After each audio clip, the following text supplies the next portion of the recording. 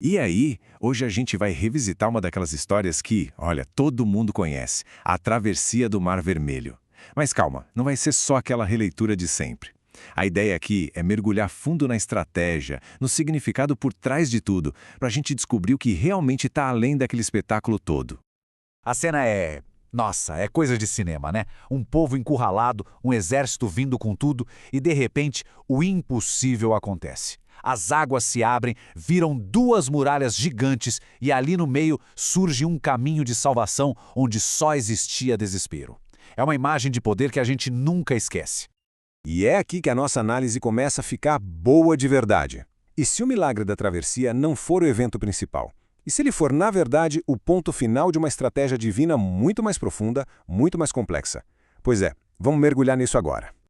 Primeiro, vamos quebrar aquela ideia de que foi uma fuga desesperada, sabe, meio sem rumo. As fontes mostram pra gente que cada passo, cada acampamento, tudo aquilo fazia parte de um plano muito bem pensado. Um plano, acima de tudo, pedagógico.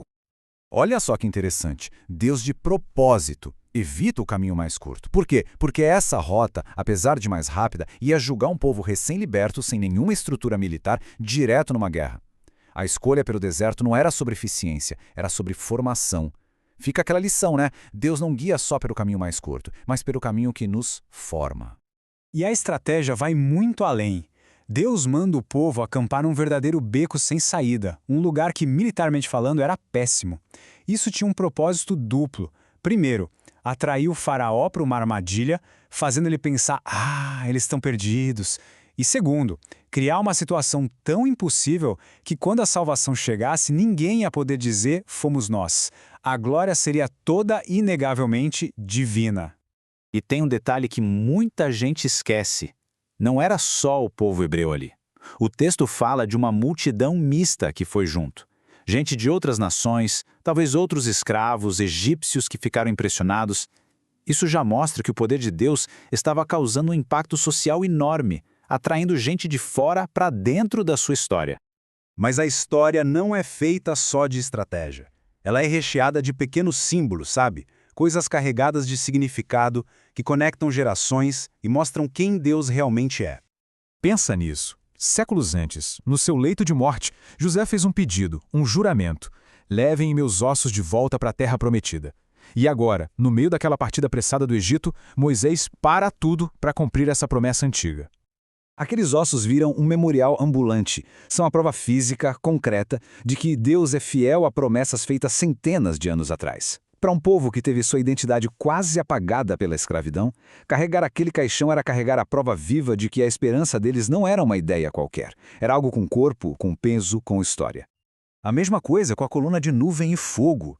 A gente pensa nela só como um guia, um GPS divino, mas no momento mais crítico, ela sai da frente e se posiciona atrás do povo, entre eles e o exército egípcio. Ela vira um escudo, criando luz para Israel e trevas para o Egito. Ou seja, Deus não só aponta o caminho, ele se coloca no meio para proteger. E essa proteção divina foi bem prática. Deus interveio direto na batalha, sabe como? Neutralizando a maior tecnologia de guerra da época, as carruagens egípcias. Elas eram super leves, feitas de madeira e couro para serem ágeis, e o que o texto diz? Que Deus emperrou suas rodas. Ele basicamente transformou a maior arma do inimigo num peso morto, atolado na lama do mar. Genial. E tudo isso nos leva ao ponto central, o clímax teológico da história. O Êxodo não foi só uma batalha de exércitos. Foi uma disputa pública, uma verdadeira guerra de reputações entre o Deus de Israel e o faraó, que se achava um deus. A pergunta que estava no ar era essa. O faraó era visto como uma divindade, o centro do universo egípcio? Cada praga e, por fim, a travessia do mar foi um ato calculado para desmontar essa ideia. Era para responder de uma vez por todas quem é o verdadeiro Senhor de tudo.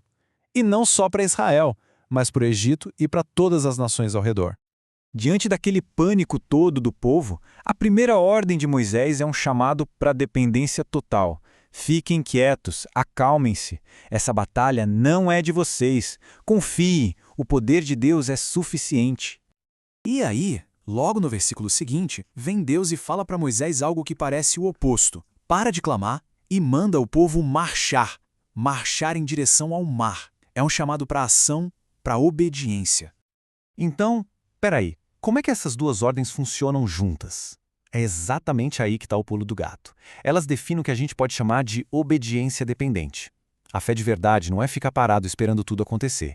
E também não é um ativismo ansioso tentando resolver tudo na força do braço. É ter a coragem de dar o próximo passo de obediência, confiando que é Deus quem está lutando a batalha. É ter a alma quieta, mas os pés em movimento. Mas a história não acaba com a festa na praia, não.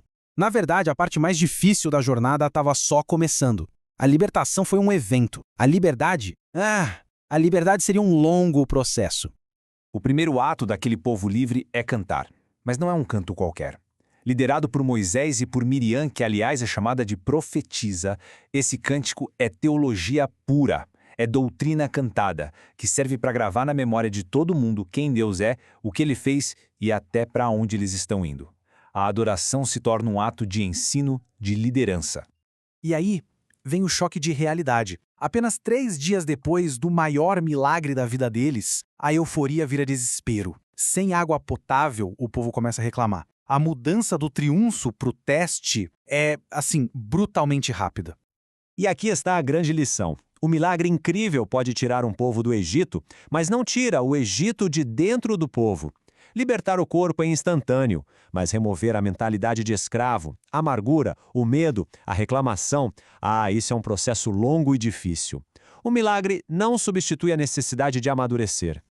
É nesse momento de crise que Deus se revela com um novo nome, Yahweh Rafa, eu sou o Senhor que te cura. E veja bem, Ele não cura só a água. Ele se apresenta como aquele que pode curar a fonte da amargura, lá no coração do povo. A cura mais profunda era a que eles precisavam por dentro.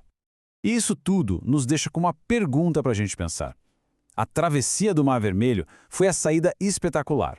Mas a lição de Mará nos ensina que a verdadeira jornada da fé não é definida só pelos grandes milagres, mas pela forma como a gente aprende a confiar e a ser transformado na longa caminhada que vem depois.